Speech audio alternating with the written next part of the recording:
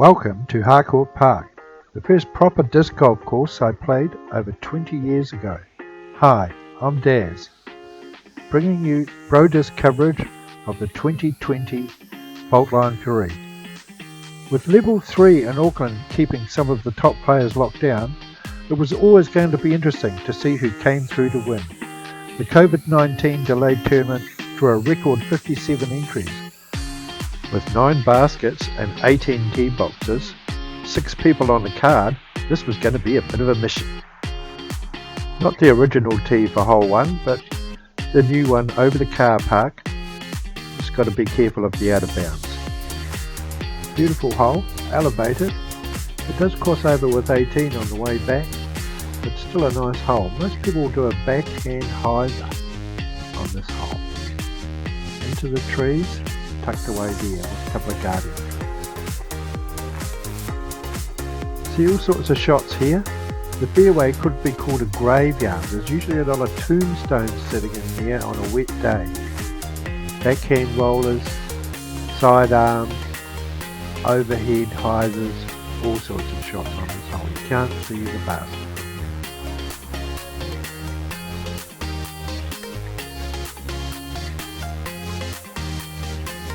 Hole 4, you want to go long and straight, but not too long. Go over the hill.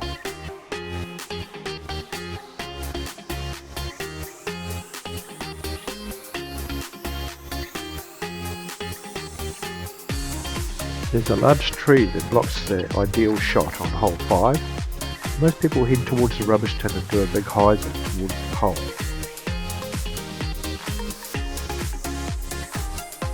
Of course, the putting green's surrounded by trees, so it's not always easy being in there because you sometimes get caught behind a tree. A backhand or a sidearm, whatever it is, it has to be kept low and avoid that damn tree in the middle. Been in these bushes myself a few times.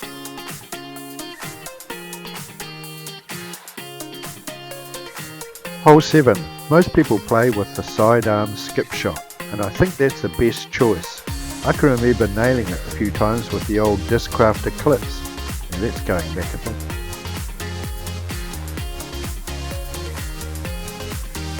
Tee number 8, classic Harcourt's hole. Weave past these trees, out into the open for your par chances, and there's a stone fence running alongside, OB, of course, on the left. It's not a good place to be. Hole 9. This hole is a nice chance. There used to be a tree in the way, so it's a lot easier than it used to be. Seen this basket before? Well, it's hole 1 from a different angle. Tight and technical, hole 10.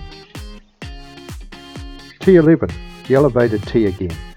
This is the same, except there's more trees in the way, including this bunker tree, which always seems to catch a few people out. If you're on the wrong side of the trees, you can get yourself into trouble here. The hill rises up in front of this tee, what makes it a lot more difficult. It's also quite difficult to film. An interesting hole though.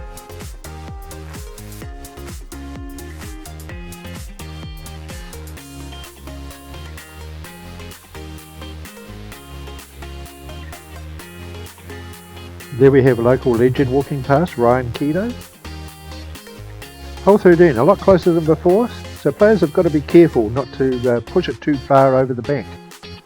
You can actually see the basket from the tee, as you see my little tee marker in the middle there, and it's pretty straightforward, except the usual guardian trees on the green.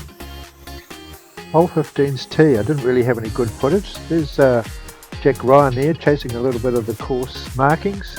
Just shows you it is windy here in Wellington. And here's Andy Davey doing a little flick around the corner.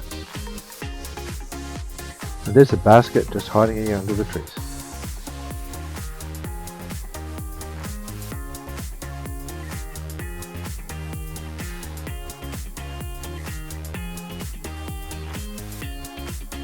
Hole 16, this is the actual fault line, and this is what the Faultline Fury is all about, holes like this.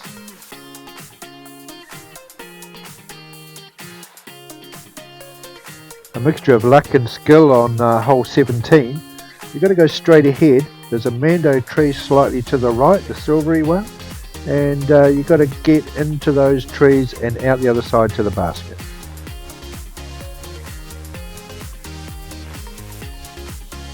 T18 is more or less straight ahead, but you've got to avoid those players on 2 coming down the hill.